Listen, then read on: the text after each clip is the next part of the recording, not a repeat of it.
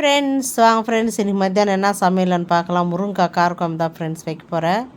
ஒருத்தவங்க செடியில் அறுத்த முருங்கைக்காய் விற்றுன்னு வந்தாங்க, வாங்கினேன் ஃப்ரெண்ட்ஸ். தக்காளி, முருங்கைக்காய், வெங்காயம், பூண்டு தட்டி போட்டு கடுகு உளுத்தம் பருப்பு தாளித்து, அப்புறம் வெங்காயம் வதங்கி வந்தவுடனே முருங்கைக்காவோட தக்காளி சேர்த்து அப்படியே கொஞ்சம் வதக்கி மஞ்சத்தூள், உப்பு எல்லாமே போட்டு கொஞ்ச நேரம் வதக்கின பிறப்பாடு அப்புறம் ஒரு 3 விசில் முட்டையும் அவிச்சு போட்டிருக்கேன் ஃப்ரெண்ட்ஸ்.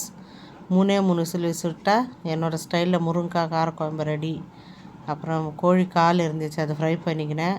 அப்புறம் சாப்பாடு கொதிக்குது, கொஞ்சமாக தான் ஃப்ரெண்ட்ஸ் சாப்பாடு வடித்தேன். வாங்க ஃப்ரெண்ட்ஸ், இன்றைக்கி மத்தியானம் லஞ்சு நம்ம வீட்டில் என்னான்னு பார்க்கலாம்.